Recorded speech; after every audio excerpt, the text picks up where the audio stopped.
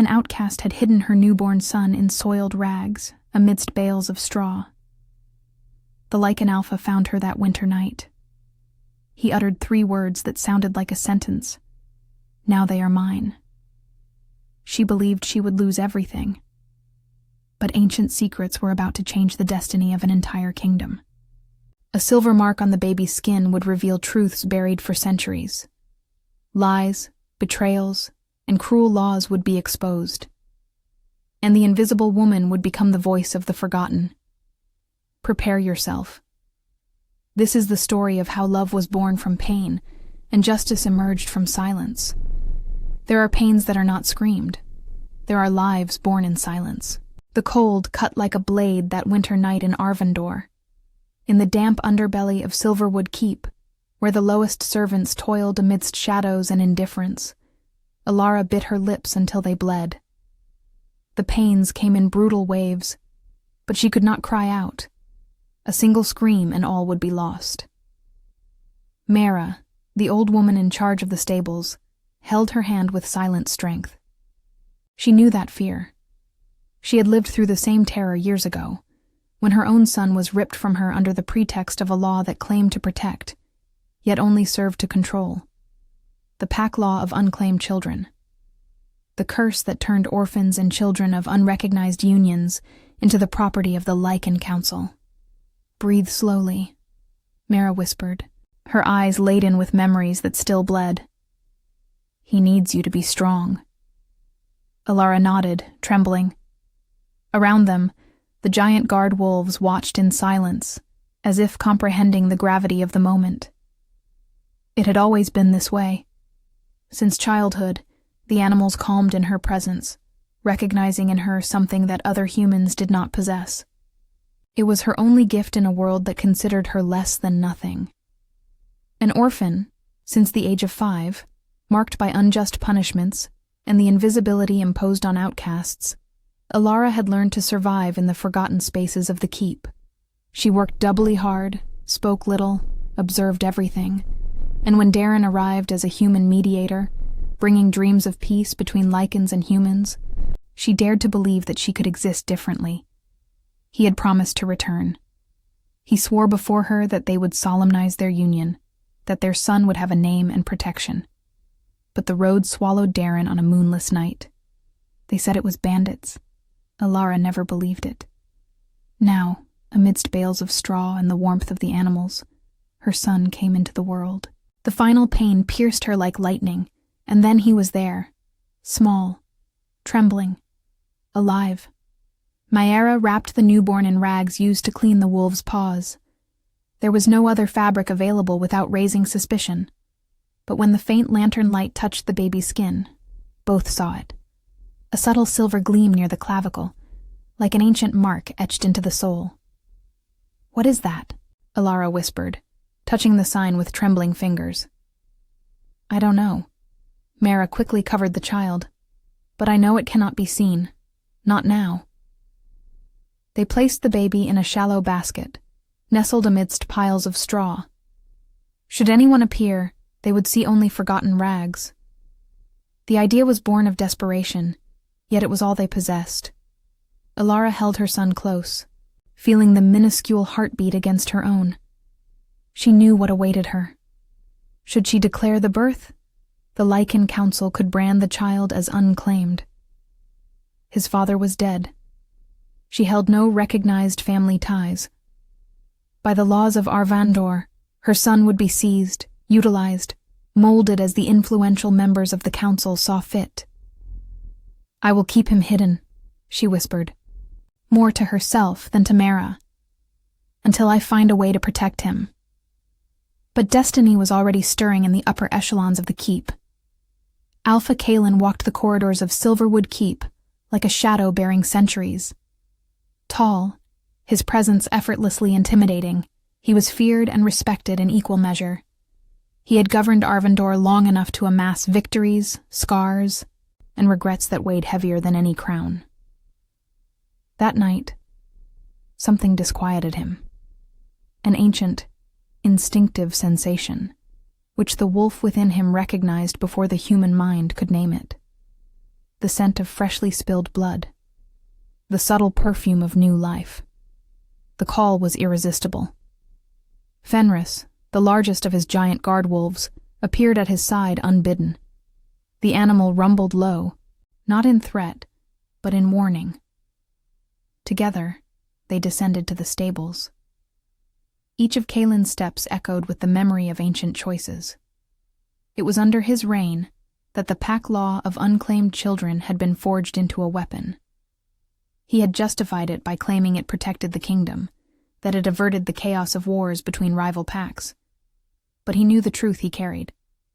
That very law had cost him his own son, born fragile to his lost mate, who perished at the hands of healers chosen by the Lycan Council, instead of cradled in his mother's arms.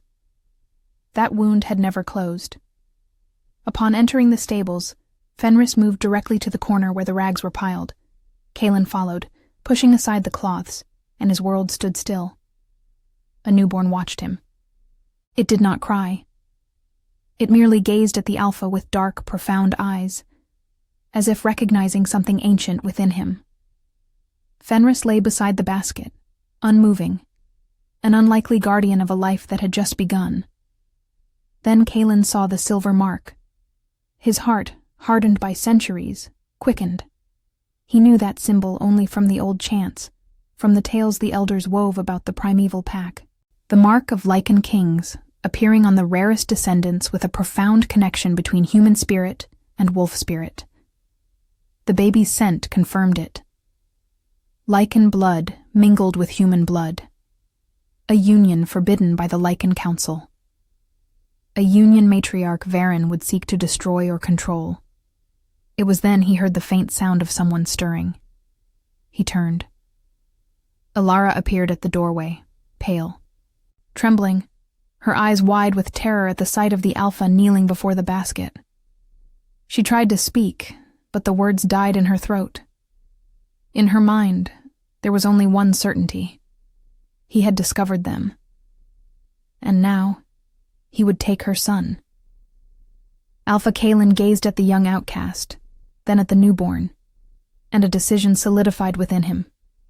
He did not ponder. He simply knew. If Matriarch Varen and her allies were to discover this child, they would either exploit or destroy him. The very law he had strengthened would be their weapon. Only one declaration could shield the infant. He rose, a towering presence, and his voice cut through the cold silence of the stables. "They are mine now." Alara felt her world collapse. Mara caught her breath.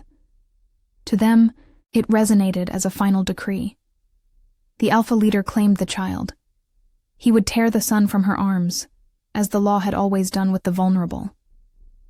Yet, Kaelin did not reach out to wrench the infant away. He remained, his gaze fixed on Alara with an expression she could not name. It was not cruelty. It was something else entirely. "Come," he stated, his voice now softened. "Both of you, with me." And as Alara, bewildered and utterly spent, was led from the stables with her son cradled in her arms, in the upper echelons of Silverwood Keep, Matriarch Varen conferred with her allies on the imperative to reinforce the pack law of unclaimed children.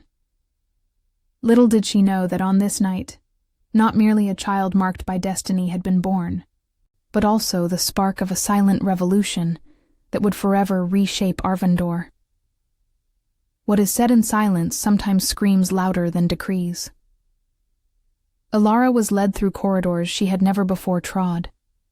The carpets felt soft beneath her bare feet, the walls adorned with tapestries depicting tales of ancient wars. She held her son with desperate strength, her arms aching, her body crying out for a respite she dared not request. Ahead, the Alpha walked in silence. Fenris followed, a loyal shadow that remained close to the child. Mara trailed behind, eyes downcast, silently praying this would not end as it had for her own son. They arrived at a discreet wing of Silverwood Keep, far from the grand halls. Kaelin opened a heavy door and gestured inside. A room, simple yet pristine, a true bed. a window offering a view of the inner gardens.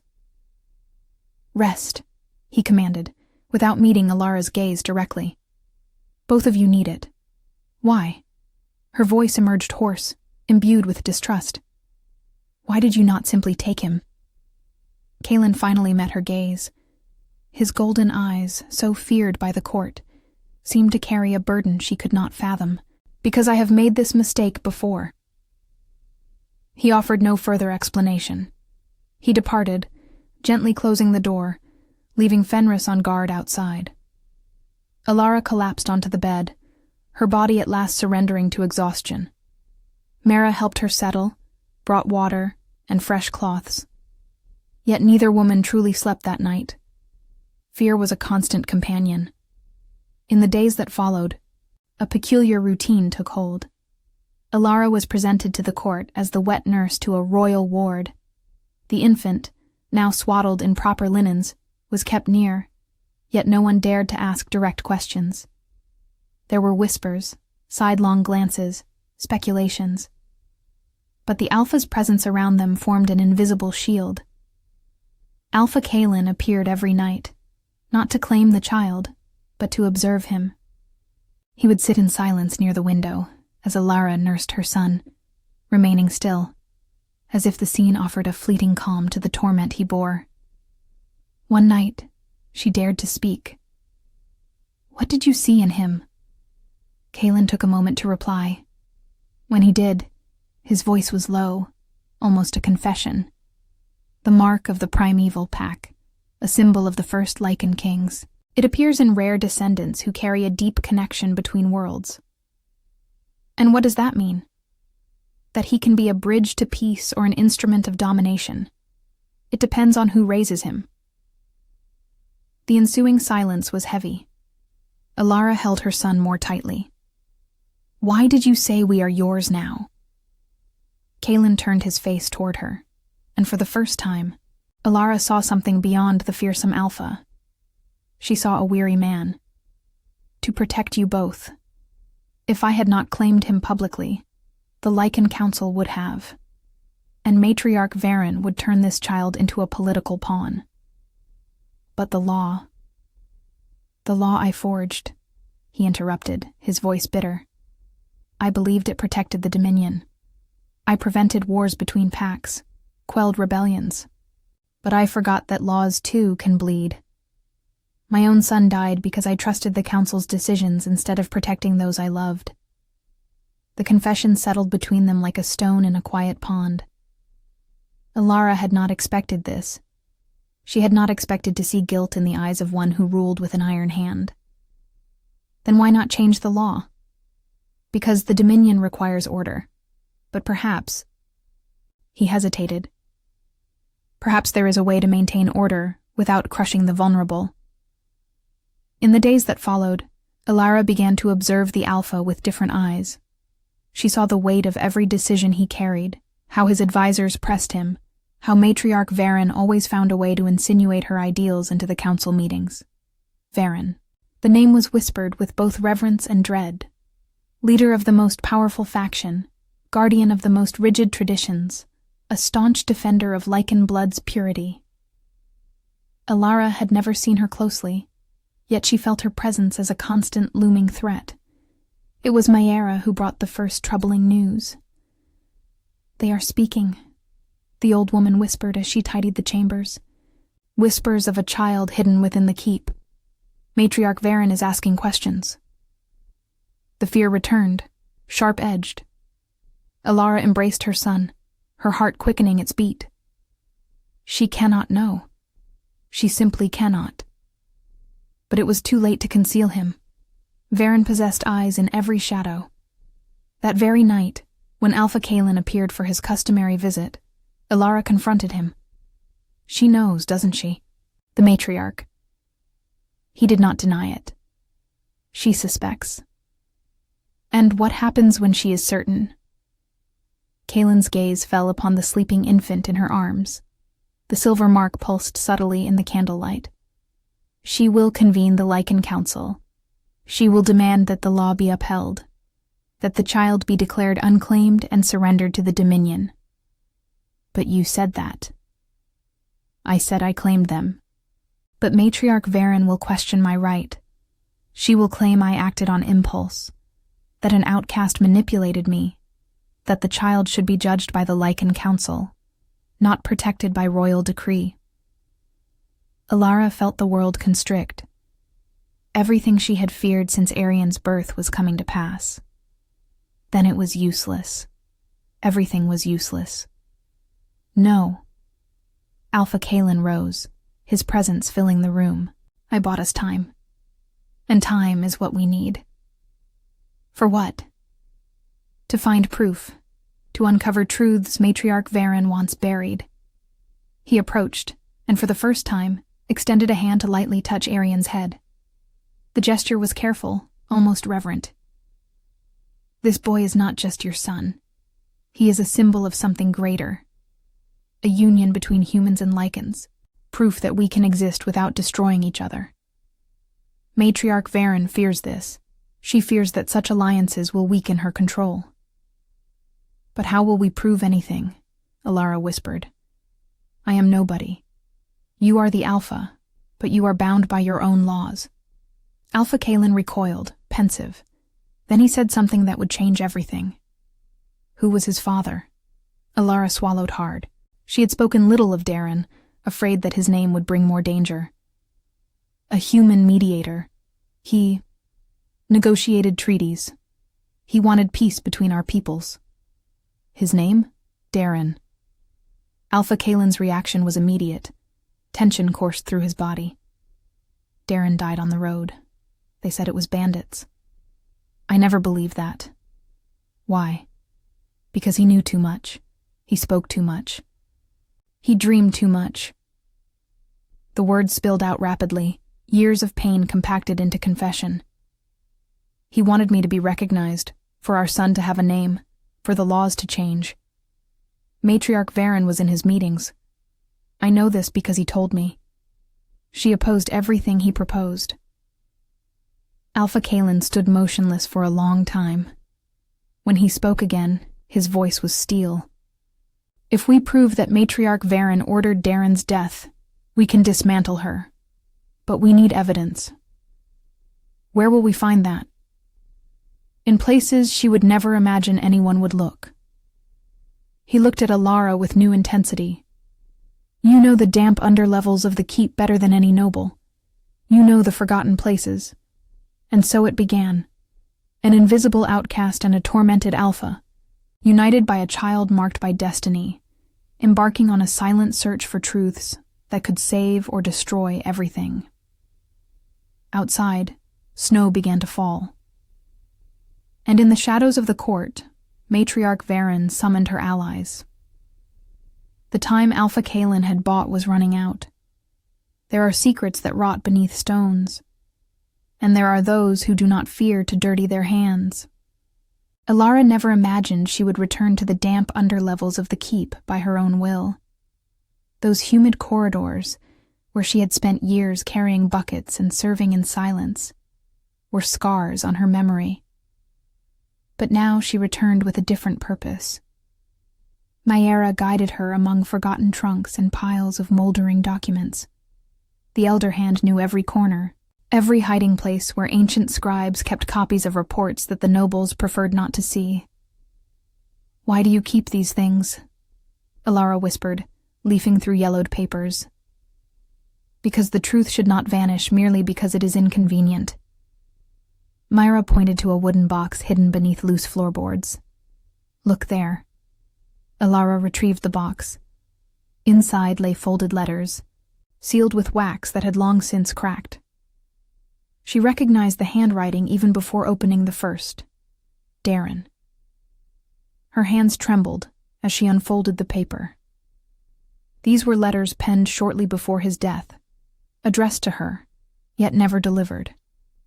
In them, Darren spoke of tense negotiations with the Lycan Council, growing mistrust of Matriarch Varen, and a plan to formalize their union before Alpha Kalen, circumventing the opposition of the Lycan nobility. She knew, Alara whispered, her voice fracturing. She knew he meant to protect me. That is why she had him killed. Keep searching, Mayara urged. Deeper within the box, Alara discovered something even more damning, a copy of a patrol report detailing the attack on the road. Yet the specifics did not align with a common ambush. The weaponry bore the mark of royal forge. The mounts belonged to the guard of the Lycan nobility. And scrawled in the margins, in almost illegible script, someone had noted, "Orders from the matriarch's wing." Alara raised her eyes to Mayara, horror seizing her. "Why did you conceal this?" "To protect us." The elder woman sank heavily onto a chest. "I attempted to report it once, years ago, when they claimed my child. Do you know what befell me? They declared I was mad with grief. Matriarch Varen threatened me personally. She vowed that if I spoke again, more children would vanish. So I secreted everything away and waited. Waited for someone strong enough to wield these proofs. Alpha Kalen," Alara whispered. "And you." Mayara gripped her hand. "For he cannot do this alone. He requires someone to remind him why the fight is worth waging." Alara tucked the documents beneath her gown and hastened back to her quarters. She needed to present these to Alpha Kalen. But upon entering the room, she found one of Matriarch Varen's retainers standing near the cradle where the babe slept. The man turned, a false smile upon his lips, merely ensuring all is in order with the royal ward. "Leave." Alara's voice emerged firm, surprising even herself. "Now." He complied, yet the glance he cast upon departing was a harbinger of troubles. Alara secured the door, her heart hammering wildly. She gathered her child into her arms and waited. Alpha Kalen arrived hours later, bringing Torin, his most loyal chief advisor. When Alara presented the documents, the silence that consumed the room was as dense as a storm about to break. Torin scrutinized each paper with meticulous attention. "They are legitimate. I recognize the hand of the scribe who made these marginal notations. He perished months after Darren's death. Officially, it was illness, but I always suspected." Matriarch Varen silenced him. Alpha Kalen completed, his voice perilously low. "Now we possess proof," Alara stated. "We can expose her. It is not that simple." Chief Advisor Torin shook his head. "She still commands a majority on the Lycan Council. If we present this unprepared, she will claim the documents are forged, that we are desperate to protect an unclaimed child. Then what do we do?" Alara felt frustration surge. "Do we simply wait for her to claim my son?" "No," Alpha Kalen said, resolute. "We journey to the Whispering Peaks Sanctuary." Torin looked at him, surprised. "The sanctuary? Why?" "Because there exist even more ancient records there, laws that Matriarch Varen and her allies have forgotten, and because we must confirm what the mark on the infant truly signifies." He looked at Alara. "If we prove this child bears a sacred symbol recognized by the very founders of the kingdom, no noble will be able to contest my protection. But the journey..." Alara gazed at her sleeping son. "He is so small. Even smaller when Matriarch Varen tears him from your arms." Alpha Kalen drew closer, and for the first time, touched her shoulder with unexpected gentleness. "Trust me. I know what it is to lose a child to these laws. I will not let it happen again." The decision was made that night. They would depart at dawn, before Matriarch Varen could officially convene the council, but a servant had already conveyed information. While Alara prepared the few belongings they would take on the journey, in the upper halls of Silverwood Keep, Matriarch Varen gathered her closest allies. Tall, with a regal posture and eyes that calculated 3 steps ahead, she held a goblet of wine as if it were a scepter. "He is fleeing," she said, her voice calm but lethal. "The Alpha, he is taking the child away. This proves his guilt." "What do we propose?" one of the nobles asked. "We convene the council immediately. We declare that Alpha Kalen has violated the law by harboring an unclaimed child. We demand he return and account for his actions." She took a slow sip. "And when he returns, we shall have enough votes to take the child from him. And if he refuses—" Matriarch Varen smiled. It was not a smile of joy. "Then we shall prove he is unfit to govern, and the kingdom will require new leadership." In the pre-dawn hours, Alpha Kalen, Alara, Chief Advisor Torin, and a small group of loyal guards departed in silence. Fenris led the company, scenting the path through the snow that began to fall more heavily. Alara rode with difficulty, her body still aching from childbirth. Her son bound against her chest. Each jolt was agony, yet she uttered no complaint. She looked back but once, watching Silverwood Keep vanish amidst the white flakes. She did not know she would never see Arvindor in the same way again. The journey would be long, and along the path, even profounder truths awaited revelation. There are roads bought with blood. There are choices that grant no forgiveness. The snow fell unyielding. The group advanced slowly along the narrow trail that wound between ancient mountains. Alara held her son tightly beneath her thick cloak, striving to keep him warm as the wind cut like a blade. Alpha Kalen rode ahead, his posture rigid, eyes fixed on the horizon. He spoke little, yet Alara marked his ceaseless checks upon her and the infant, how his pace would gentle when she faltered in her saddle. On the third night of their journey, they made camp in a natural grotto. Fenris and the giant guard wolves formed a protective ring at the entrance while the guards kept solemn watch. Torin kindled a small fire, and at last, warmth enough to breathe without the sting of pain. Alara sat near the fire, nursing her son in silence. Alpha Kalen watched from a distance, and she perceived that his gaze was not intrusive, but laden with melancholy. "You think of him," she said suddenly, "of the son you lost." Kalen did not deny it. He moved closer, settling on the opposite side of the fire. He was born fragile, too small. The Lycan Council's healer claimed he would not survive solely with his mother. He required special treatments, rare herbs, care only the keep could provide. He paused. I believed her.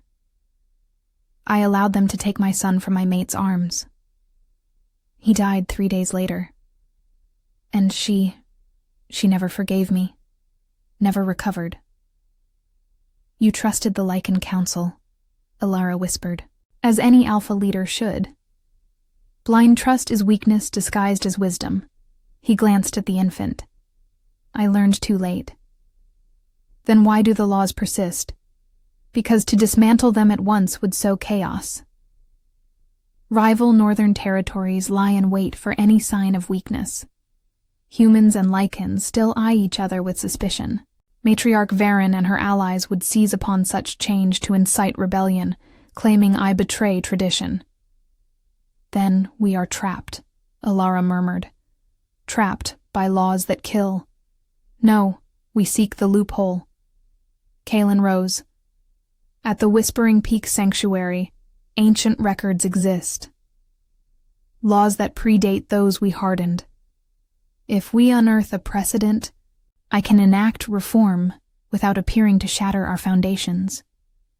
Torin, who had been listening in silence, added, There is the ancient protection edict, almost forgotten.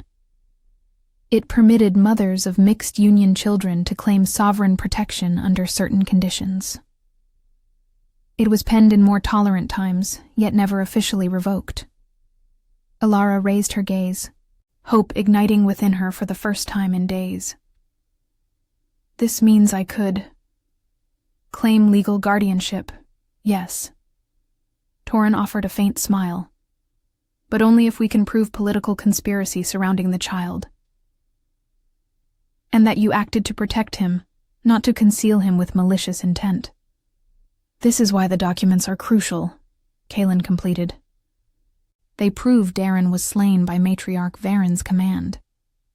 They prove a political interest in controlling or eliminating any descendant of this union. For the first time since Arian's birth, Alara felt a path might truly exist. Not easy, perhaps, but possible. yet fate seldom grants respite to those who flee its grasp. The next morning, as their journey resumed, Fenris let out a low growl. The other wolves immediately took position, hackles raised. Kaelin raised a hand, halting the group. "Someone follows us." They were not many, perhaps 5 or 6 mounted men keeping their distance. Matriarch Varen's guards, no doubt, sent to watch, to intimidate, perhaps even to prevent their arrival at the sanctuary. "Continue," Kaelin commanded Torin. "Take her on ahead. I will deal with this." "Alone?" Alara protested. "With them." He gestured to Fenris and the other wolves. "Go." Torin did not argue. He took the reins of Alara's horse and quickly led them along the trail. She looked back, watching Kaelin dismount, his form partially shifting, bestial features emerging, eyes glowing golden as the giant guard wolves positioned themselves around him. The pursuers stopped upon seeing the Alpha in battle form. There was a brief, tense exchange that Alara could not discern. Then, they retreated. When Kaelin rejoined them hours later, he bore a deep scratch on his arm. "What happened?" Alara asked, concern etched on her face. "I sent Matriarch Varen a message." He offered no further explanation, but that night, encamped once more, Alara insisted on tending to the wound. She cleansed the gash with warmed water, applying herbs Maera had taught her to use with the animals. Her hands were steady, accustomed to handling injured giant guard wolves. Kaelin watched her tender care, and something stirred within his chest, something he had believed long dead. "You are like her," he said softly. "My mate. She, too, had this way with animals. Fenris was a pup when she arrived. He would accept no one. Yet she calmed him with but a word." "What was her name?" "Lyria." The name emerged like a sacred prayer. To lose her was to lose half of myself. Alara finished tying the bandage and settled beside him. "You can still honor her, by changing what killed her." Kaelin looked at her, truly looked, and saw not merely the frightened outcast he had found in the stables, but a woman of formidable courage, defying fate to shield her child. "Why do you trust me?" he asked. "I forged the very laws that nearly destroyed you."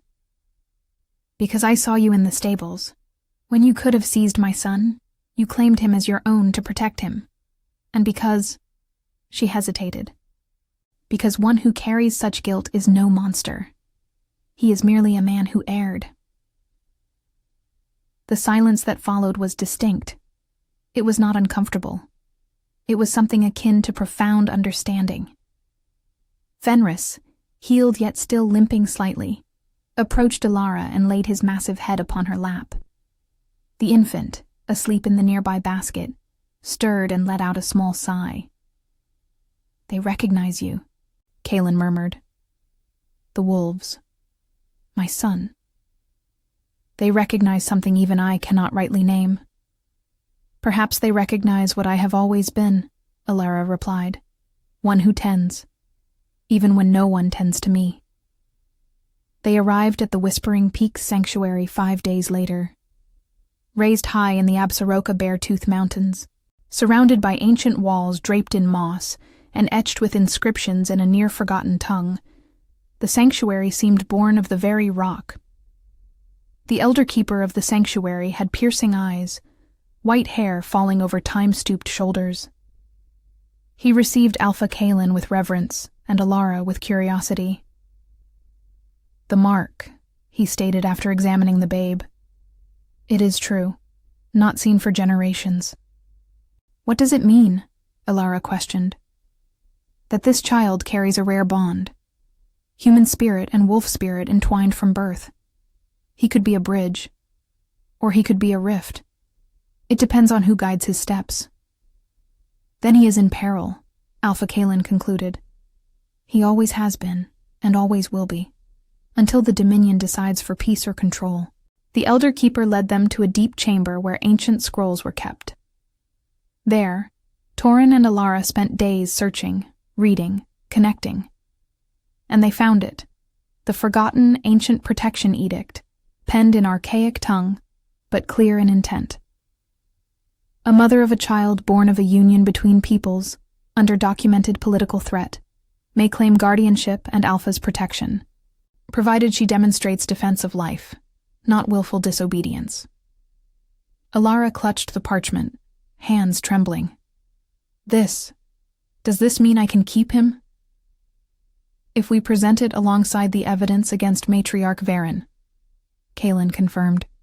Yes. But as they celebrated, a messenger arrived with news that froze all their blood. Matriarch Varen had summoned the Lycan Council. She accused Alpha Kaelin of abusing power, harboring an unclaimed child, allowing an outcast to influence Dominion decisions. She demanded his immediate return or an emergency regency. She is seizing the throne, Torin whispered. Kaelin looked to Alara, then to his sleeping son. Then we return, but we return with everything. Some voices are not heard until the silence becomes unbearable. The return to the dominion of Arvandor was swift. Alara barely had time to steel her heart for what lay ahead. She held her son close against her chest as she rode beside Alpha Kaelin, the ancient documents tucked beneath her cloak, protected as life itself. The stronghold appeared on the horizon at dusk. Silverwood Keep's towers cut the gray sky, imposing and menacing. Unusual movement filled the streets. Guards were everywhere. Heavy gazes tracked their royal entourage. She has already spread the accusations, Torin murmured. The people know. They entered through the main gate. There was no reception, only tense silence, servants with downcast eyes. Alara recognized some faces from the times when she was invisible. Now they looked at her with a mix of curiosity and fear. They led her directly to the quarters, but this time guards stood at the door, not to protect her, to watch her. Tomorrow, Alpha Kaelin said before departing. Tomorrow everything is decided. She did not sleep. She remained awake through the long night, watching her son sleep, committing to memory every line of his small face, every delicate breath. Should fate turn against them, should Varen prevail, this night could well mark their last communion. With the dawn, they were summoned to the great Lycan Council Hall. Alara had never before set foot within its walls. It was vast, its high ceiling upheld by colossal stone columns, and the banners of the great packs draped from its ancient walls. The council table formed a grand semicircle, where the most powerful nobles of the domain of Arvandor were seated. At its apex, seated higher than the others, was Matriarch Varen.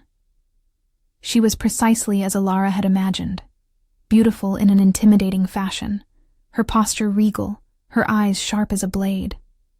As she watched Alara enter, the child cradled in her arms, Varen's gaze held no hatred. It held only indifference, as if observing a mere piece on a board, not a person. Alpha Kaelin entered last, Fenris at his side, his formidable presence filling the hall. Yet Alara perceived a change. He was not merely imposing. He was weary, wounded, human. Varen rose. You finally grace us with your presence, Your Majesty. Irony dripped from every word. I have convened this council, she continued, because we have witnessed a grave violation of our laws. The Alpha leader, who ought to be the guardian of order, has hidden an unregistered child. He has allowed an Ômega rank without standing to influence his decisions. He fled when questioned, and now he returns expecting us to accept this as commonplace. Murmurs swept through the hall. Some nobles nodded in agreement. Others appeared indecisive. This child, Varen pointed toward the infant in Alara's arms, has no recognized father, no declared pack. By our laws, she ought to be under the pack's guardianship. Yet instead, the Alpha leader keeps her close, under the vague pretense of protection. Why? What is so special about this child? A heavy silence descended. Alpha Kaelin stepped forward. Because this child bears the mark of the primeval pack. a sacred symbol of this domain's founders. Muffled gasps, incredulous stares. Varen's eyes narrowed. A mark? How utterly convenient. And where is this supposed mark? Ilara, trembling yet resolute, lowered the infant's garment just enough to reveal the silver symbol upon its collarbone. The light streaming through the tall windows caused the mark to shimmer subtly. The hall erupted in whispers. Varen, for the first time, seemed destabilized. But she recovered swiftly. If true, this only reinforces my point. A child bearing such a mark cannot be raised by an uneducated Omega rank. She must be molded by the court, properly prepared. To be used as a political symbol, Kaelin retorted, as you have always done with prophecies and traditions, molding them to serve your ambition. Be wary of accusations, Your Majesty. Varen's voice was steel. Or you shall be compelled to prove them. I can. Torin advanced, bearing the documents. He spread them across the table for all to witness. Darren's letters, the attack reports, the marginal annotations. Darren, the human mediator, negotiated treaties that would forge alliances between our peoples, treaties destined to diminish the power of the traditional Lycan nobility. He was assassinated on the road by your command, Matriarch Varen, a murder disguised as a mere robbery. The irrefutable proofs lie here. Matriarch Varen gazed at the papers with disdain. Ancient documents, easily forged. The scribe who penned them perished mysteriously months later, Torin countered. Also under your direct orders? Prove it. I can bear witness. The voice emerged faint, yet resolute, from the rear of the assembly hall. All heads turned. Mara advanced slowly, supported by 2 attendants. The elder woman appeared diminished, more fragile under the scrutinizing gazes of the Lycan nobility, yet her face held unyielding determination. I saw. I heard. I kept these documents for years, in fear they would be destroyed, for I witnessed what befalls those who defy the matriarch. I lost my own child to her cruel laws. I will not permit it to happen again. Matriarch Varen fixed her with a chilling stare, a resentful old woman, a conveniently timed witness. She is not alone. Another servant rose, then another, and another. One by one, the retainers who toiled in the shadows of Silverwood Keep, who saw what the Lycan nobility chose to ignore, began to step forward. We witnessed the Matriarch Varen's guards departing on the night of the assault. We overheard hushed conversations about silencing the mediator. We know children vanish when they stand against her schemes. The chamber descended into a controlled cacophony. Varen attempted to seize command, but for the first time the unseen were truly speaking. And when the vulnerable unite their voices, even the mightiest are made to tremble. Ilara, witnessing this burgeoning defiance, felt something within her begin to splinter. The fear she had harbored her entire life started to crack. She stepped forward, cutting through the clamor. May I speak? Matriarch Varen scoffed, her laugh laced with bitterness. And why should we heed an Omega rank? Because I am this child's mother, and because the ancient law grants me this sacred right. She extended the ancient scroll found within the keep's archives. Torin read it aloud, translating the archaic tongue so that all present might comprehend. The ancient protection edict was unequivocal. In the event of a documented political threat against a child of a mixed union, the mother held the right to claim guardianship under the Alpha's royal protection. The proofs have been presented, Ilara declared, her voice now resolute and strong. Darren was slain to prevent our union. The matriarch attempted to use the pack law of unclaimed children to seize my son, not to safeguard him, but to control his very destiny. I did not conceal my child out of mere disobedience. I concealed him because I knew the Lycan authority, under her malign influence, would twist him into an instrument. She met Varen's gaze directly. You fear what he represents: union, change. the undeniable truth that humans and Lycans can coexist without your dictates. The ensuing silence was absolute. Varen, cornered but far from defeated, played her final gambit. Even if all this holds true, the prevailing laws remain. The child has no living father to register him. He remains unclaimed by any pack. Yes, Alpha Kalen said, his voice echoing through the hall. When I declared they are mine now, I assumed responsibility. Before this council I state, this child is under my pack, not as an heir to the throne, but as a protected ward. And his mother has the right, guaranteed by ancient law, to remain by his side. This is preposterous. Matriarch Varen slammed the table. You are rewriting the laws to favor. I am correcting the laws so they may do what they always should have. Protect, not control. Alpha Kalen turned to the council. I propose the revocation of the pack law of unclaimed children. Its replacement by the ancient protection edict, expanded and strengthened. No child shall again be taken from a mother or father without clear proof of actual danger. Unions between peoples shall receive protection, not persecution. The council members exchanged glances. Some hesitated. Others, swayed by Matriarch Varen, prepared to vote against. It was then that something unexpected occurred. One of the eldest council members, who had remained silent until then, rose. I lost a grandchild to that law. My daughter's child with a human. They said it was for his own good. I never saw him again. If there is a chance to prevent other families from suffering this. He looked at Alpha Kalen. I vote in favor. Another rose. Then one more. One by one, council members who carried silent pains, who had lost children, grandchildren, loved ones to the rigid laws, began to vote for change. The tide turned. Matriarch Varen watched her power crumble. She tried to argue, to threaten, but she was alone. The council voted, law revoked, ancient protection edict reinstated. Matriarch Varen, for conspiracy and assassination, stripped of titles and exiled. She did not scream. She did not plead. She merely looked at Alara with cold hatred. You do not know what you have done. When chaos comes, when the packs turn against each other without rigid control, remember, I tried to stop it. But it was already over. Guards escorted her out while the hall erupted in conversations, discussions, cries of relief. Alara remained still, holding her son, still processing. She felt no victory. She felt exhaustion. She felt the weight of having challenged everything she knew. Alpha Kalen approached. You were courageous.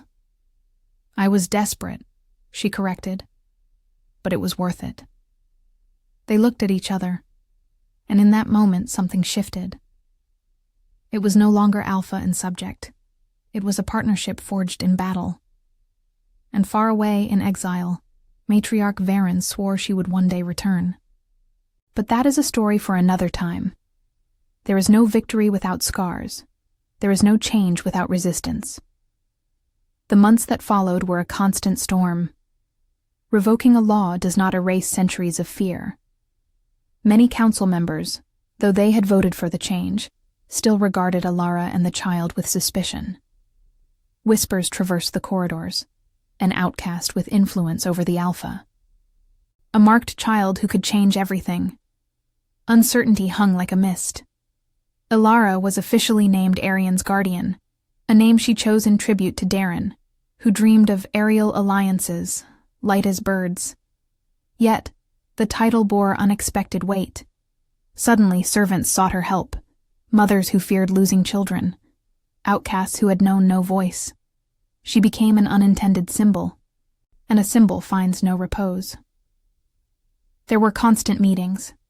Kalen insisted she participate, arguing that those who lived under unjust laws should help rewrite them. But sitting with nobles who viewed her with ill-disguised disdain was a daily crucible. Alara felt constantly observed, judged, measured, and Arian grew. At 3 moons old, He already showed an extraordinary bond with wolves. Fenris never left his side. When Arion cried, the giant wolf howled softly, calming him. When he slept, Fenris curled around the cradle as an eternal sentinel. But peace remained fragile. One morning, Torin brought unsettling news. Packs from the northern territories are mobilizing. They say the Alpha is weak, dominated by a human woman. Some leaders demand an audience. Alpha Kalen showed no surprise. This was expected. "What will we do?" Alara asked, holding Arion in her lap. "We will receive them, and show that change is not weakness." The leaders from the northern territories arrived a week later. They were imposing figures, with scars of ancient battles etched upon their faces and forms. They sat in the council hall with defiant posture. The eldest spoke first. "We hear that the old laws have been overturned, that humans and Lycans may now freely unite, that children will no longer be claimed by the pack." "It is true," Alpha Kalen confirmed. "And you think this will bring peace?" "I believe it will bring justice. Peace is but a consequence." The leader laughed, bitter. "Justice. A pretty word. But when rival packs begin to dispute territory without fear of consequence, when unions create heirs who will demand lands, power, recognition, what will you do?" The rigidity of laws maintained order. Now, chaos will come. Alara, seated beside Kalen, felt fear's grip tighten. Varen had said exactly this. What if she was right? What if this change truly brought war?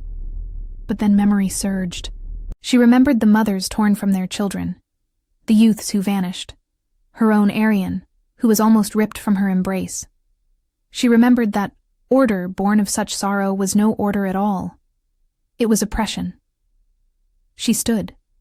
The leaders looked at her, surprised. An outcast interrupting a council of war? Unthinkable. "May I speak?" Alpha Kalen nodded. "You speak of chaos as if there was peace before. But for whom? For the nobles who decided the fate of other children? For mothers who lost children because their union was deemed unsuitable?" Her voice trembled, but she did not stop. "I lived in this keep's shadows my whole life. I saw what these laws wrought. I saw children disappear. I saw families shattered. And you call that order?" Silence. "My son bears the mark of the primeval pack. This was not a choice I made, nor a path I sought. Yet, the moment he drew breath, I knew the very laws you uphold would either forge him into a weapon or condemn him to an early grave. Thus, I concealed him amidst soiled rags and straw, for it was the sole path to his survival. Do you truly expect gratitude for a system that demands such desperate measures?" One of the younger leaders leaned forward. "What, then, do you propose? Anarchy, where whim dictates action and rules cease to bind?" "I propose edicts that shield, rather than merely constrain. Covenants forged in mutual respect, not fear's cold grip. And when strife inevitably arises, for it always shall, let us resolve it with true justice, not through statutes that immolate the vulnerable to appease the powerful." Another leader, a woman with deep scars, spoke. "Noble words indeed. Yet you speak as a mother, guarding her own kin. When other offspring lay claim to my pack's lands, when humans press their desires upon Lycan territories, will your melody remain unchanged?" Alara did not hesitate. "Aye, for my son's future is inextricably bound to the future of all children. If we persist in this endless cycle of slaughter for power, for dominion, for control, none shall endure." The ensuing silence bore a different weight. It was not acquiescence, but rather a profound deliberation. Alpha Kalen seized the potent quiet. "I propose a covenant. We shall forge a joint human-Lycan council to arbitrate disputes. Unions between our peoples shall be acknowledged, yet tethered to explicit duties. Reverence for ancestral lands, an unwavering pledge to peace, and the education of children in both traditions. Transgressors shall face grave consequences, but never again shall laws exist that condemn one merely for their being. The leaders exchanged glances. Negotiations stretched for days. Some accepted immediately. Others, however, sought ironclad assurances, reparations for past grievances, and pledges etched in blood. Yet, with measured strides, the covenant began to materialize. During that time, Ilara began to transform. She was no longer the fearful outcast who had once concealed her child. She learned to read legal documents with Tauren. She studied pack history with the elders. She honed her voice, stripping it of tremors, to address even the most formidable nobles with unwavering resolve. Kaelin observed these changes with a mixture of pride and something more. An unnamed sentiment, yet one that burgeoned with each hushed nightly exchange, each weighty decision shared, each tender moment she cradled Arian, a nascent peace gracing her features. One night, after a particularly difficult meeting, Ilara found him alone in the inner garden. The full moon cast its silvery luminescence upon the ancient stones, revealing Kaelin in a partially bestial form, his golden eyes fixed upon the celestial expanse. "You are tired," she said, approaching. "I always am. But today is different." He looked at her. "This day I contemplated surrender." The confession surprised her. Alpha Kaelin was a being who rarely, if ever, betrayed frailty. Why? Perhaps Matriarch Varen was not entirely mistaken. Perhaps I am steering this dominion towards chaos. Perhaps I should have clung to the brutal laws, however much they wounded, for they at least imposed a semblance of unity. Ilara sat beside him. "Do you know what Arian did today?" He laughed. For the first time. Fenris was playing with him, and Arian laughed. A small, pure sound, as if the world held nothing but joy. She paused. "He can laugh because he is safe, because he will not be torn from me. This is worth it, even if it is hard." Kaelin took her hand. He said nothing, yet his fingers pressed hers, and Ilara understood that this small gesture held a gratitude greater than any words. But the peace they painstakingly built was watched by distant eyes. In exile, Matriarch Varen received secret visitors, Lycans displeased with the changes, leaders of packs who saw opportunity in the chaos yet to come. She did not need an army. She needed only doubt, and doubt was a seed easily sown. She sent a letter to Arvindor, not to Kaelin, to Ilara. The message was simple. "You took my position, but you cannot take the truth. One day, when the packs turn against your son, when he is judged for being half human, half wolf, neither this nor that, you will understand why the laws existed. I protect the Dominion.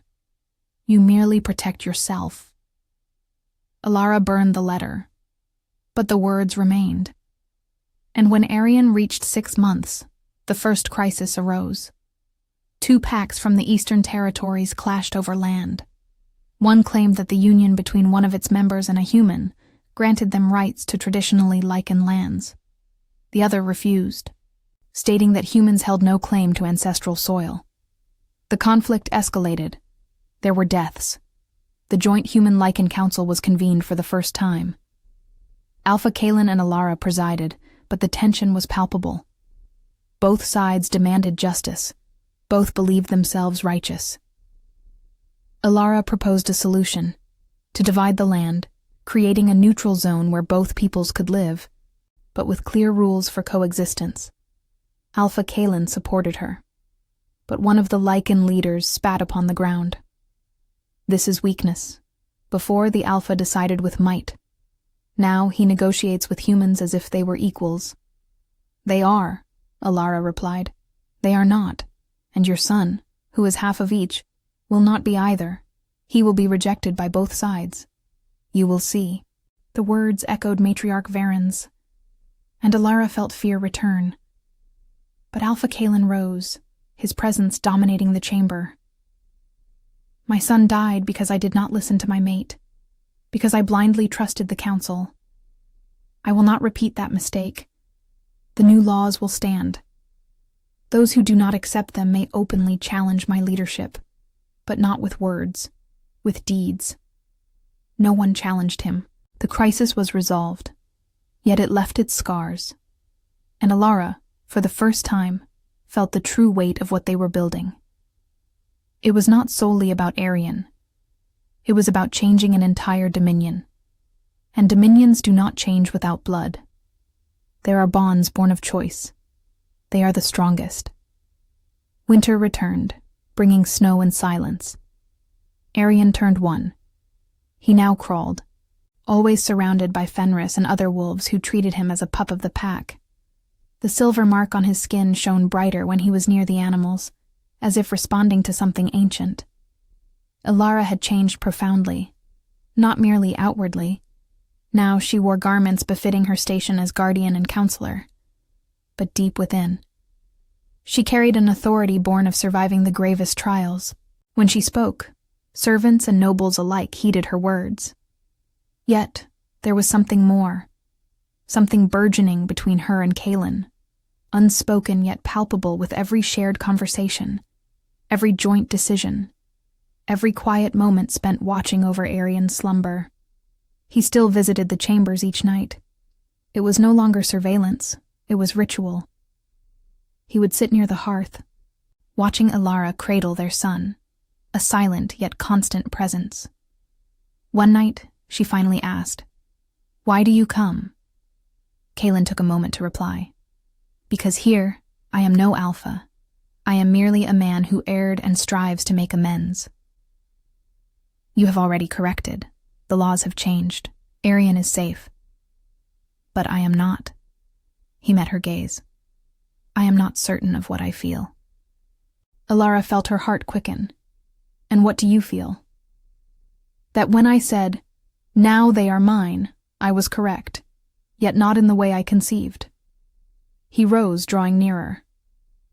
"I did not claim you out of duty. I claimed you because something within me recognized something in both of you.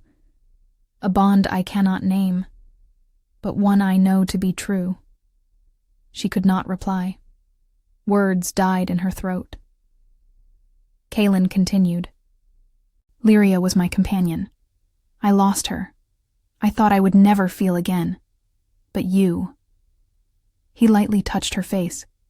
"You reminded me that hearts can indeed grow anew, even from ruins." "I am an Ômega," Alara whispered. "You are Alpha. An Arian is half human, half wolf. If he can exist, why cannot we?" The question hung suspended in the air. Alara could have said no. She could have retreated, citing impropriety, station, 1,000 reasons. But she looked at Arian, then at Kaelin, and realized this man was no longer the distant alpha who had forged cruel laws. He was a partner who had fought by her side, who had changed because he chose to, who bore scars as deep as her own. "If we choose this," she said slowly, "the entire kingdom will speak. They already do. Matriarch Varen will use it against us. She already does. Arian will be judged all the more. He always will be." Kaelin knelt before her, bringing their gazes level. "But at least he will have parents who love him, parents who chose to be together, not out of duty, but out of truth." Alara felt tears prick her eyes. They were not of sorrow. They were of relief. Of finally having something chosen by her, not imposed by destiny or law. "Then I choose you," she whispered, "and I choose you both." It was not a kiss of sudden passion. It was a kiss of promise, of commitment, of two wounded hearts deciding to try again. Arian, in his crib, let out a satisfied murmur in his sleep, as if knowing he was finally complete. But the kingdom would not celebrate so easily. When news of the union between Kaelin and Alara spread, the reaction was explosive. Part of the Lycan Council supported it, seeing in it a symbol of the new decrees, but many of the high-ranking Lycans rebelled. They claimed the Alpha was tainting the royal lineage, that marriage to an outcast, Ômega rank, was an insult to the ancestors. There were attempts at obstruction, petitions, veiled threats. But Calin did not waver. He convened a general assembly and publicly declared, "Arian is my son by choice. Alara is my companion by love. Whoever questions this, questions me. And whoever questions the Alpha, let them come armed." No one came. The union was sealed in a simple ceremony, devoid of excessive pomp. Only the loyal were present. Maera wept, remembering that years ago, that orphaned girl cleaned the keep's stables. Torrin smiled, knowing the kingdom finally had a chance. Fenris and the other giant guard wolves howled at the moonlight, recognizing the new pack formed. But in exile, Matriarch Varen received the news with a cold smile. She no longer needed to convince anyone that Calin was weak. He proved it himself by marrying an outcast. She began to plan her return, not with open war, with intrigue, with promises to the dissatisfied, with seeds of doubt sown in the right places. And when Arian reached an age sufficient to be seen as a real threat to those who feared change, she would return. But for now, in that silent winter, Alara finally knew peace. She sat by the window, Arian in her lap, Calin beside her, watching the snow fall. "Do you think it will work?" she asked. "I do not know." He held her hand. "But I know we will try together, and that is more than I ever had before." Alara rested her head on his shoulder. "Thank you." "For what?" "For not taking my son that night. For protecting instead of controlling. For choosing to change." Calin kissed the top of her head. "You saved me as much as I saved you. Perhaps more." Arian, sleepy, clutched Calin's finger with a tiny hand. And in that moment, amidst the snow, the silence, and chosen love, the impossible family was complete. There would still be battles. There would still be pain. But they would face them together. And that made all the difference. There are no perfect endings, only continuations worthy of living.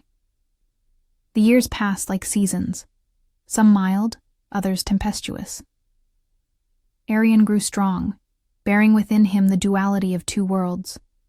By age 5, he already demonstrated extraordinary abilities. He spoke with the giant guard wolves like Alara, yet could also assume a partially bestial form like Calin. He was a living bridge between humans and Lycans. Alara became more than a guardian. She was named the Voice of the Forgotten, a position created specifically for her.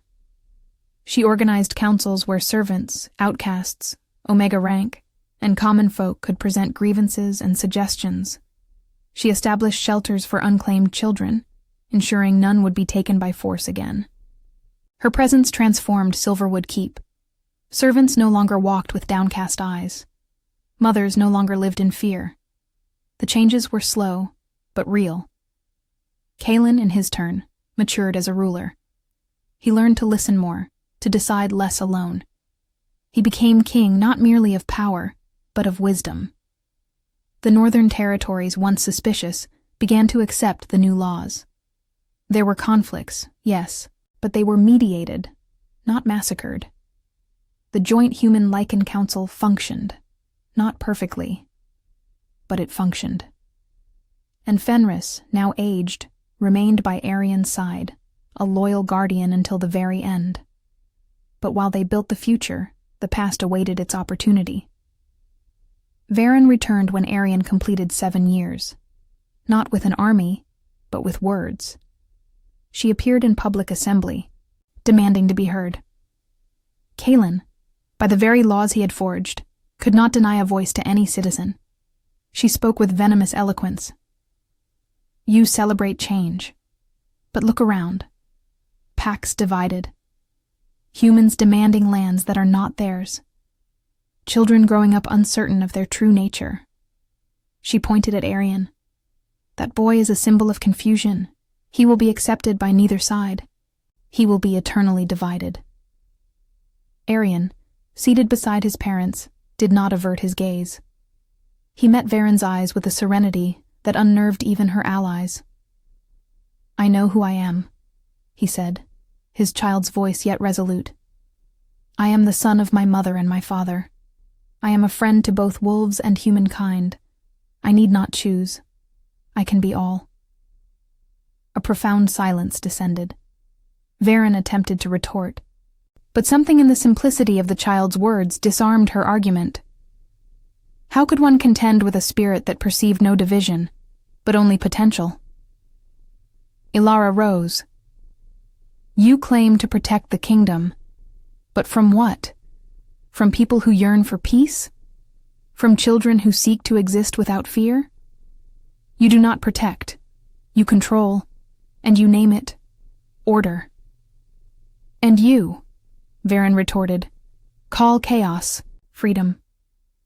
"No," Kaelin rose beside Ilara. "We call choice freedom. We call respect order. And we call love strength. You will never comprehend this, for you have loved nothing save power itself." Varen regarded them with scorn. "One day when Arian is judged for his difference, when he finds no place in either world, you will recall my words, and it will be too late." But she was mistaken, for Arian did not grow up isolated. He grew up surrounded by children like himself, fruits of mixed unions, protected by the new laws, raised to see diversity as richness, not weakness. They formed Arvandor's first generation that knew not the ancient laws, who could not fathom why any should be sundered from family by blood or by birthright. And when Arian reached his 15th year, something extraordinary happened. An election for the joint Human-Lycan Council was held. For the first time, representatives were chosen by the people, not appointed by nobility. And amongst the elected were outcasts, humans, Lycans, servants, artisans. The kingdom was truly transforming. Varen, witnessing this, at last understood her defeat, not to Kaelin, not to Ilara, but to time itself, to a generation that bore not her fear. She departed Arvandor for the last time, aged and solitary, and though some still whispered she had been right, that the kingdom was more fragile, most saw otherwise. They saw that weakness was not to listen to the weak. Weakness was to listen to no one. As Kaelin and Ilara aged together, they saw Arian become a respected leader. Not as a king, he refused the title, but as chief mediator of the joint Human-Lycan Council, a position that demanded wisdom, patience, and the capacity to see both sides. Precisely what his parents had taught him. Fenris died at Arian's feet on a tranquil autumn afternoon. The wolf closed his eyes, surrounded by the entire pack, who howled for him until dawn. He was buried in the gardens of Silverwood Keep, near the ancestral stones, with the honors of a royal guardian. Arian wept over the grave, but knew Fenris's spirit would live on, in every wolf born, in every child who grew up without fear. Mara also departed, old and content, knowing the struggle she began by hiding the documents had finally borne fruit.